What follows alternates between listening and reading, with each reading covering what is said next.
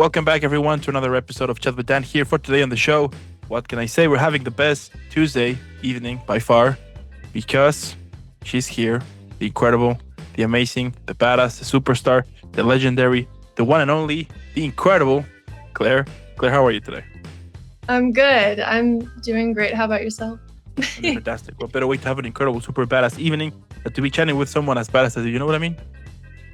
Thank you. I feel honored to be a badass. Absolutely. Thank you. Now, if you are new to the channel, don't forget to leave a like, subscribe, follow. It helps a lot, but also in the description below, you can find all of Claire's social media. Let's follow her and let's find out why she's super badass. And without further more, let's jump in. So I want to start this whole epic conversation by throwing out the very first question, which is, when you think back to where it all began, that first note, that first song, that first spark, what do you remember most about the person you were back then? The person I was back then, I mean, I grew up in a really small town. There wasn't really much, and my only creative outlet, was my dad, and that's who I got it from. And I always loved music and knew I had a deep passion for it and drive, but I didn't know what to do with it. And when the opportunity came and we made our first single, which is called Runaway, such a throwback. But I made it with my stepbrother and my dad. And when I look back at that moment and those times, obviously I see like a baby version of me.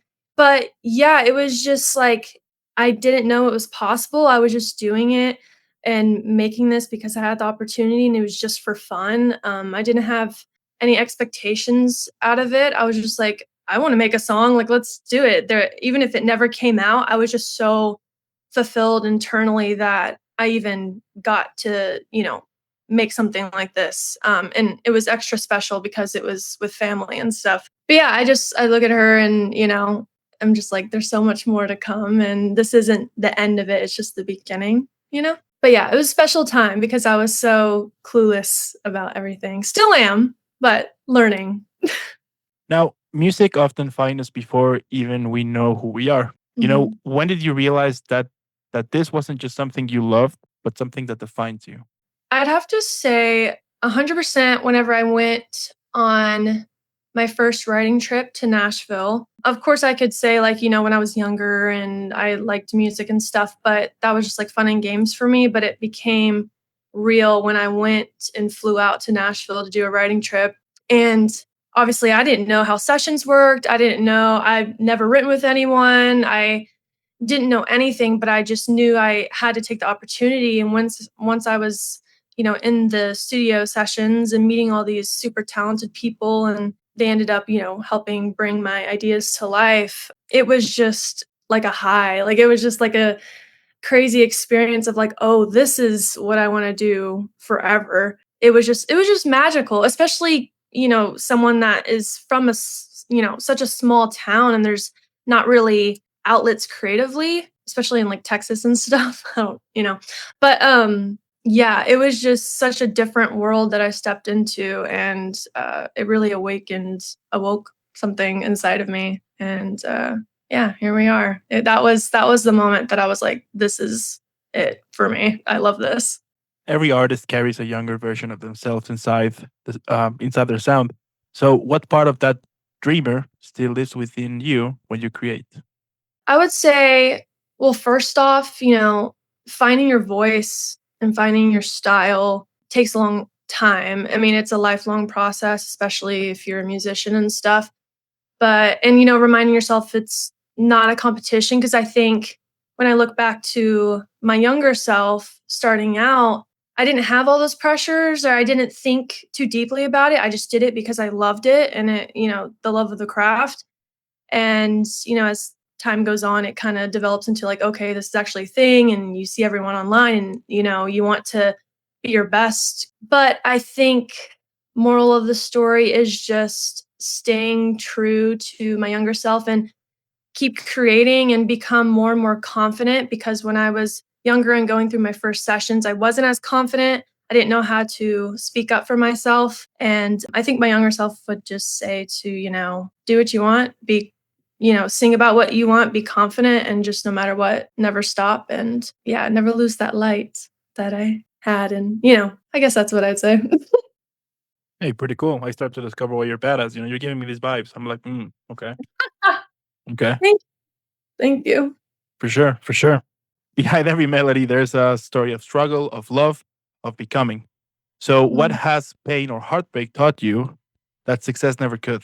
Well, to those who know me personally, I've been through a lot of heartbreak and, hardships when it comes to that, and I'd say overall, heartbreak and lessons, I mean, it teaches you things that you need in order to mature and grow, and that's something that success, to me, can never really do for you. Because if everything was successful, if I was always, happy, I never went through a bad thing in my life, I feel like I would be robotic and kind of annoying. Like, just like, this girl has no character or substance. I really feel like going through hard things and heartbreak and, lessons and such, like, teaches you so much about yourself that success can't in certain ways. And I don't know, I just love, I mean, no one wants to go through heartbreak and, hardships and stuff, but I think it's detrimental to us as human beings and feeling things to, grow, mature, and find yourself and acknowledge things that needed to be acknowledged because that's a big thing with me is like I know certain things about myself, and even during the process of, let's say, a relationship or whatever it is, I know it deep down, but it takes getting heartbroken or, getting rejected or lessons or whatever it is to really be like, hey, I should have trusted my gut. I need to wake up and take action and move forward and better myself. So that kind of stuff is everyone needs to go through it, unfortunately. Throughout the relationships, heartbreak, whatever it is, it's like I can't imagine who I would be, today if I didn't go through that. Like I would not be the person I am today. I wouldn't be as wise. I'm still obviously it's a lifelong process becoming wise and learning all that stuff, but there's moments during those hardships where it's like, for example, in a relationship, oh, I wish I never met them or I wish I never, reached out or whatever it is. But at the end of the day, it's like I truly never regret anything because it's made me who I am today. And I'm forever grateful for those that came in and out of my life and people that are still in my life that have taught me things. I would definitely, just for everyone that's out there listening, like try to find yourself someone, and even if you don't find someone, just work on communication and learning how to respect each other and listen to each other, even when it is hard and you disagree and you realize things aren't working out. But just I have so much respect for someone that is able to just be able to listen to you, and even if it doesn't work out, they still love you at the end of the day, and just both realize it's just not meant to be, and you move on and you learn things and peace out. It's like I love you, but we have to go our separate paths. Yeah, I'll take So, that. I'll take that. And I will also add, don't be a dick. yes, everyone, don't be a dick. Let's do Simple, that. easy. Just don't be a dick. If you just don't It's be a hard dick. That's it. sometimes. It's For hard. sure, it's hard and it takes a lot of work, but Yeah. eventually you might get it and be like, okay, and because it's not cool if you're having your own problems, and it's not cool if that person will suffer those problems you're having because you haven't kind of overcome them or kind of get through to it. So I would suggest if you have your own problem situations, fix them first, and then eventually, once they're fixed, then sure, open yourself to a relation. But if you are not sure yet or have a lot of things to carry, lose some of that, and then eventually open the door to it. Because we've seen it multiple times in relations that they're constantly arguing, fighting, causing, saying insults, things like that. In which I say, what's the point of it? So just don't be a dick, be Yeah. nice, and the world will be a better place for sure.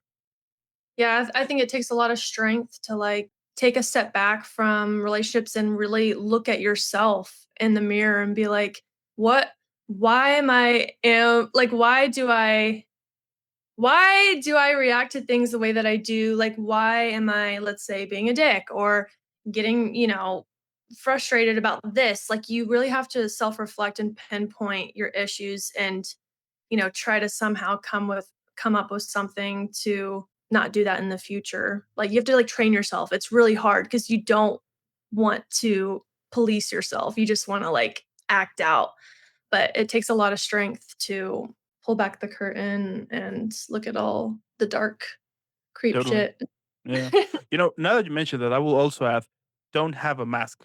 When you're meeting someone, just don't have a mask to it. Put it out, be who you are. Because Yes.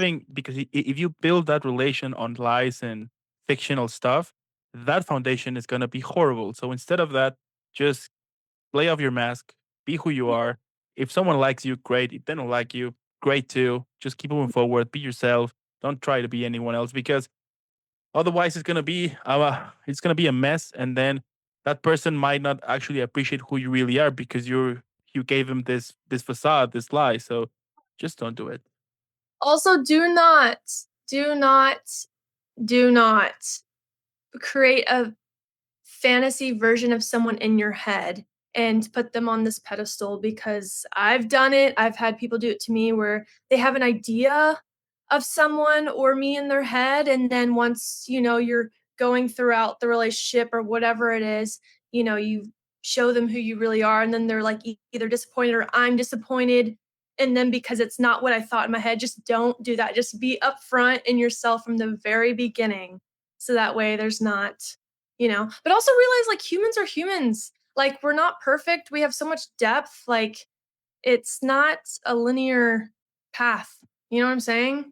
Mhm. So don't stay with horrible people, but I'm just saying like no one's perfect. So So there are moments when the world fades and it's just you and the music. So can you describe one of those moments when you felt truly alive in your own art? I think for me it was when we were making a song called Out of Time, which is on my latest EP. I even wrote it down in my notes. I was like, "We're making a song called Out of Time right now. I hope this session goes good." And I had this idea in my head of what I kind of envisioned the song to sound like, and we were making it and everything was going good, but then we hit this point where we just get into this delusional time during the session where we just start acting crazy and we just try all these different things. And like I was on the mic and I just, at the very end, there's like I just climb up vocally where I just let it all out. And I just did it on the spot. And it was just like, it changed the whole song. Like, we're like, oh, this has to be like a whole big part in the song. And it was exactly how I've envisioned making this. Like I always wanted a song that sounded like that. And the fact we had that moment and he is so talented, he can make anything come to life. And I love him, my producer. But yeah, that was just like a magical time. I love the process of making that song so much. Now, for those who don't know, right? For those who are totally unaware on the whole process, so guide me to it a little bit. So you create a song, right? It's good to Yeah. go. So how you submit it on Spotify, Apple Music, like how's that process work?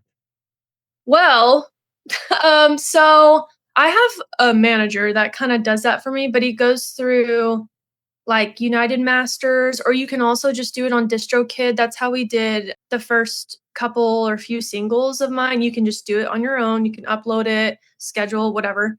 But yeah, I haven't uploaded my own songs in a while because I have my manager do it. But yeah, you can easily do it on your own. You don't need a label.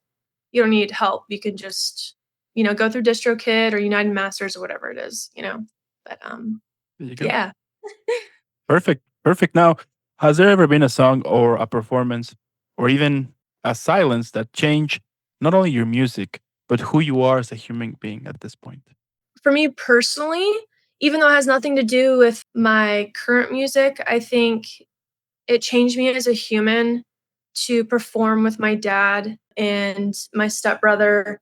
My dad and I would do gigs together with him and his band, and my stepbrother and I would perform like little gigs every now and then. And we did like a festival together in Dallas, and especially just focusing in on my dad, it was truly like a bonding experience, especially because my parents divorced when I was in third grade, and I was such a mommy's girl, and I had separation anxiety. And my dad was great relationship and all, but I just naturally leaned towards being with my mom and staying at home with my friends. And I didn't, spend too much time with my dad. And as I've gotten older, I'm like, oh, I wish I would have just like spent more time. And connected with him in that way. But, kids are kids or whatnot and, whatever. But I just think music in general, like I'm so grateful that I have something like this with my dad. It's like something that we get so elated about and we're so passionate about. My dad has been doing music forever. He's an insane guitarist and yeah, just being able to like perform with him live. I mean, it literally like makes me cry every time because I just love it and I love him so much. And yeah, I'm just grateful. I miss playing live with him. It's the best thing ever. But yeah, I'd say that. Now, the music industry can be loud with opinions and expectations, all of that. So, Mm. how do you stay grounded and keep your voice real in all of that? I feel like we have, I mean, me personally, like there's so much pressure to live up to everyone's expectations. There's a part of me that's like, we have it so easy, but then there's a part of me that's like, it's harder because, we have social media at our fingertips. We have all the tools at our fingertips. You can just post a video on TikTok and it can go viral and boom, you have a career based off, a clip that you posted. But at the same time, it's overwhelming because, nowadays I think a lot of even bigger artists are telling us to stay independent instead of going with a label because, I think most of the time if you do go with a label these days, number one, we're already kind of doing, as an independent artist, like what the label should be doing, as far as marketing, pushing yourself and finding gigs to play and photo shoots, like it's just a lot of pressure because it's like as an independent, basically just do everything that a label should be doing. But of course there's a part of me that wants to, get signed and do the whole label thing, but I have to be careful about that because most of the time they could offer you to get you off the market and then end up shelving you and they take away your creative freedom and then you don't even own your music and then also on top of that you're in a lot of debt because you owe them a bunch of money that you may or may not be able to recoup and stuff. So it's like a really high risk to be signed. I think there's a certain point in my career if I were to get big enough or whatever it is that I would do it under certain circumstances, but I think for the most part, I think it's wise to stay independent because I'm doing basically everything a label would be doing, without the financial backing of it. But yeah, I guess back to what you're saying, how do I stay grounded is just, focusing on what fulfills me, reminding myself what is success to me. Cause some people will be like, oh, if I just got signed and, did this tour and whatever it is, then I'm successful. But it's like, yes, there's a version of me that agrees with that, but also like success to me is just creating the art, even doing it behind the scenes, not even putting it out, but just creating it. It's like therapy, it's like my emotional release. So that to me is my success. My success is creating these songs that I can one day show my kids, my own personal diary. Obviously, if I were to get signed or go on tour, whatever it is, hell yeah, that's a success. Like that's amazing. But I don't want to just say that's the only way, like that's the definition of making it, I guess you could say. If that makes Yeah, yeah, sense. no, you get it. Yeah, yeah, totally. Plus, one of the risks would be, I mean, I would assume is that at some point they might want to change your image or who you are in order to get more, Exactly. um, more market, like more publicity, Yeah. like more views, more listeners, like all of Yeah. that. I mean, you hear so many stories. I mean, even the biggest pop stars, like they take away your creative freedom and they mold you into what they want you to be, and that's so fucking scary. It's like I don't want that. I mean, obviously, I'm down to like take little ideas that they're in the realm of what I want. It's like I just don't want to go down the route of getting everything stripped away from me, and then I'm just like this empty shell, and I don't own anything. It's like what was the reason? What was the reason? What was it worth it? So I think you have to stay true to who you are deep down and why you even started in the first place. Yeah, that's the thing here. I mean, at the end, you want to keep it real. That's what people appreciate. And I do think if you suddenly change your image because in order to get more views, listeners, like and all of that, eventually those fans who really appreciate who you were back then, you know what I mean? They're not gonna appreciate anymore and trying to find something else. And those new followers you might get, they're fake because they don't appreciate who you are. They just appreciate this image who that Yeah. is trending at that is trendy right now, which is it sucks for sure, And we've seen it. We have seen it. You said it. You said it right. I mean, we have seen it multiple times with so many artists, bands, and all of that that they are forced to change their image into something they're not, and Hmm. what's the point of it? So And they all because have no, they all have the same outcome. Like, they all will say the same things of how it was so depressing and just, like, ruined their lives in a certain way. It took out the fun and why they started in their artistry. So you have to be very careful and mindful about who you're signing with, who you're talking to, who you're involving yourself with, because a lot of the times people don't give, especially in the music industry, they don't give a fuck about really you. They just want to get something out of you, so they can be successful. So I don't know. But again, like, I'm still a newbie to all this. So everything I've said, maybe alleged. Like, it's just, I'm still learning. So I don't want to be like, fuck you to labels or whatever it is. But from what I've seen and what I've been told is to be careful. yeah. I mean, at the end, if you find a label who appreciates who you are, that's perfect. You know what I Yeah. mean? That's the thing. So as long as it's real, then it's fine. We can leave it like that. Yeah, There I you go. agree. Perfect. Now, what have you learned about patience? Not the quiet kind, but the kind that still fights for its place in the dark. I'd say having patience. Like, when I first started doing these sessions, I was a newbie. I'd be in a room full of, men, like male producers, whatever it is, and I wasn't confident. I was just grateful to do anything. I felt kind of like I didn't deserve to be there, but I was there somehow because of connections and stuff. And I'd be in those rooms and it's like I'd have my ideas, but I wasn't confident enough to say anything, and they would be like, "Let's do this," and it was completely the opposite of what I wanted, and I just let them do it because I was just like, "Well, they know better than me. They've been doing this for a long time," and stuff like that. So I definitely learned to have patience in the creativity part with people, but also learning to stand my ground and be confident and speak my mind of, what I want and what I'm not going to do and what I am going to do. You know what I'm saying? But still having a love and respect for them and patience, but just saying it in a love you, but that's not what I'm doing. And that's not what I want. I love that you're excited about it. I love that you're passionate about it, but not to sound conceited, but this is about what I want. This is my art. I'm still working on it though, because I'm a very, very, very, very I'm too nice. I'm too nice to people, and everyone who knows me personally knows that. Like, I will just sometimes not say anything, and I'll give people the benefit of the doubt, and I'll let things slide because I don't want to hurt people's feelings. And I have a lot of patience with people when it comes to that, but I think lately I've been slowly accumulating that, like, confidence and that, like, putting my foot down. Looking back at your journey, what does Mhm. success mean to you now? Beyond the fame, beyond the recognition, and beyond the plus.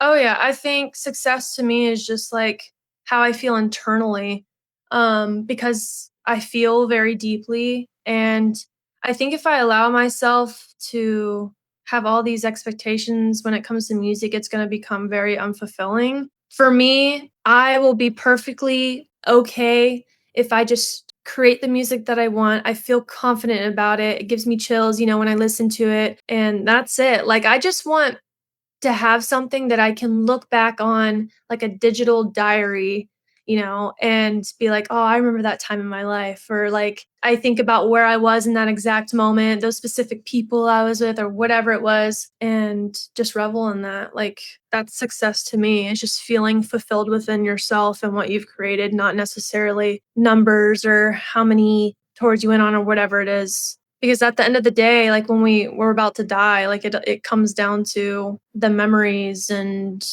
how you feel internally instead of, like, numbers and shit like that, you know what I'm saying? Get it? Yeah, yeah, Yeah. yeah, yeah.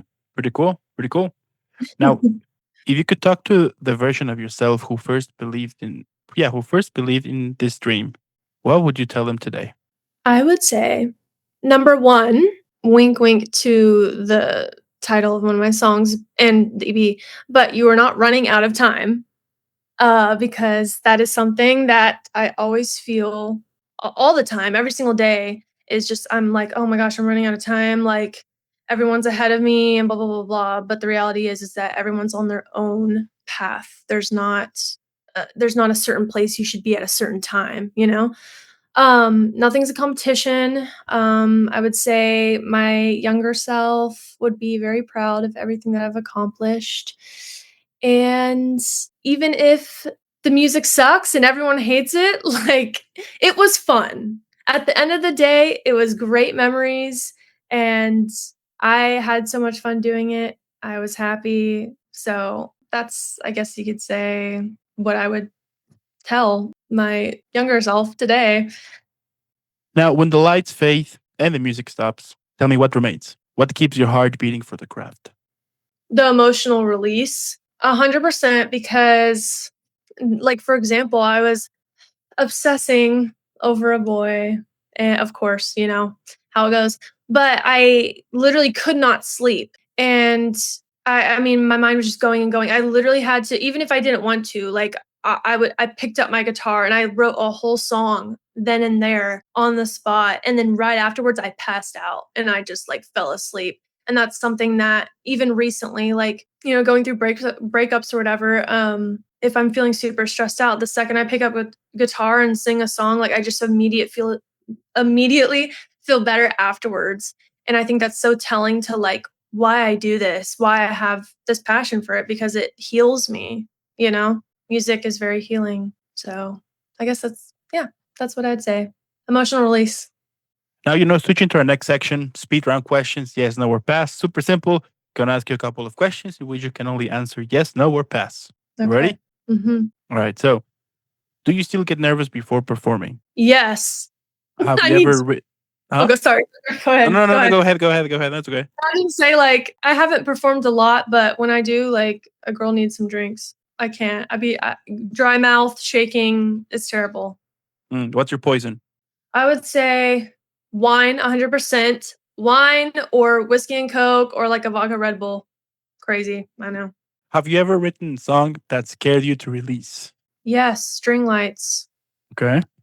Do you believe talent is born or built? Yeah, I mean, I think it's a mixture of both. Like, even I hear myself from like a year ago or even yesterday, and I'm like, oh, gross. Like, that's terrible. But you look at people like Justin Bieber, I'm like, he was definitely born with that talent. Like, it's irreplaceable, but it does take a lot of practice. It's both, 100%. Hmm. I think definitely be, let's say, really shitty, and then you can work on your singing technique, whatever it is, and you can end up being a really good singer, whatever it is. Yeah, I think it takes both in order to get what you want at the end of the day from that.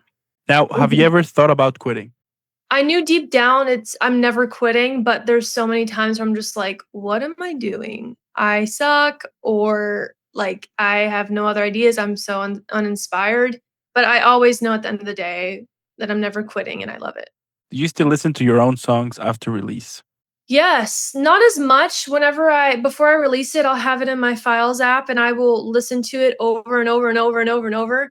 Then when it's released, I'll kind of just, let it be. I won't really listen to it as much. But every now and then I like going back and listening for the memories of it all. And sometimes I'm like, oh wow, that hits. Like I love it. Is there such a thing as making it? Yeah. I mean, it just depends what, your definition of making it is. Like kind of There how you I go. explained earlier. Everyone has different. Do you write more for love or from pain? Both. I would say 50-50?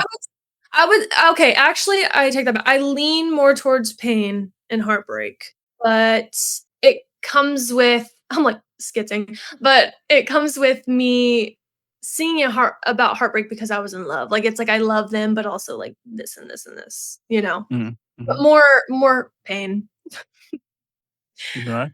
more from the I'll take. hardships. Have you ever fallen out of love with music? Yes and no, like, kinda like how I said earlier, there's times where I'm like, I'm so uninspired, like, I feel like I have nothing left to give, but I'm always wrong, and, it just takes living life and going through shit in order to, like, revive that. Like, right now, I'm going through that experience where like when everything was kind of good in my life, I was in a stable kind of thing. I was like, oh, like there's nothing, I'm not inspired. Like, why do I want to make music, but I don't? And now recently it's like, oh, I have something to talk about. Like, get me in the studio, you know? Like, I love moments like that. So, All right. And do you believe the best art comes from heartbreak? again, yes and no, but I'd say overall, yes. Now, before wrapping up here, tell me if someone could carry forward only one piece of your story, one lesson, either feeling or spark, what would you want that to be? I'd say that I feel a lot and very deeply, and that's okay. And it's better to feel everything than nothing at all. And that's something that my mom has always quoted me on because I said that as a teenager once when I was going through stuff and I was like, I'd rather feel everything than nothing at all. And every time that I am heartbroken or I'm just like overwhelmed with emotion, she's like, you wanted this, like you wanted to feel everything. You said it's better to feel everything than nothing at all. So I'd say that. Yeah. Fair enough. Fair enough. And my last question here, hmm what would be the best title for this chapter of your life? I'd say human emotions are a privilege. Human emotions are a privilege. It is because, we only get to live this human experience one time. And it's crazy that it's like one in a million that we're even here. And the fact that we can experience happiness, sadness, frustration, anxiety, whatever it is, it's like that is such a privilege and a blessing that we even get to feel this because one day we're not. So it's a privilege. Just let yourself feel everything. Allow all the emotions to pass and come in and out of your life because it's beautiful. Drop the mic. Basically, you're killing it. So, you know what? Yeah. I mean, at the end, what can I say? I'm already speechless. I mean, the fact that you're doing it, it's amazing. It's epic. It's super badass. I mean, we all know that doing something outside the typical box, it's usually a pain in the butt. Yeah. Building something out of scratch, it's difficult, but you make it happen. And the good thing, and the most amazing thing, the most amazing thing here is that you're doing it because you love it, because you want to express how you feel. And that, I think it's amazing because you're also showing out there people who might facing something similar, or are actually facing that same thing. The fact that Yeah. they can rely on you and be like, hey, I'm not alone because there's somebody out there who really felt who I felt back then, who is actually feeling something that I am right now. That is Yeah. amazing. And I do think that the less lonely you feel, the better you can become, and it's messages like that with that positivity vibe so much that I do think we desperately need right now, especially now in this crazy, fucked up, horrible world we're currently Yep. living in. That, hey, the fact that we can rely on people like you who are just doing it for the heart, for the feeling to it, that's amazing. That's badass. And I will discover why you're badass. So mission accomplished. Thank you. And to everyone who ever listens to my music or even just sees me on social media, you can always DM me or message me and we can have a therapy session if you want. Like, I am the most non-judgmental person you'll ever meet. You can talk to me about anything. You can say the most sick and twisted thing and I'm like, okay, let's talk about it. Let's unpack that, So I'm always here for you. Anyone. Amazing. You got this. And yeah, so I want to thank you so much for making this happen. I do want to thank also those who stayed the whole episode. Let us know what you think in the comments below. But by this point, come on, we discover why Claire is super badass. So let's follow her, #Team Claire. And again, thank you for making this happen. Keep shining out there, keep rocking, keep doing what you do. Don't be a dick out there. And I'll be seeing you in the next one. Alrighty, thank you so much. Yeah.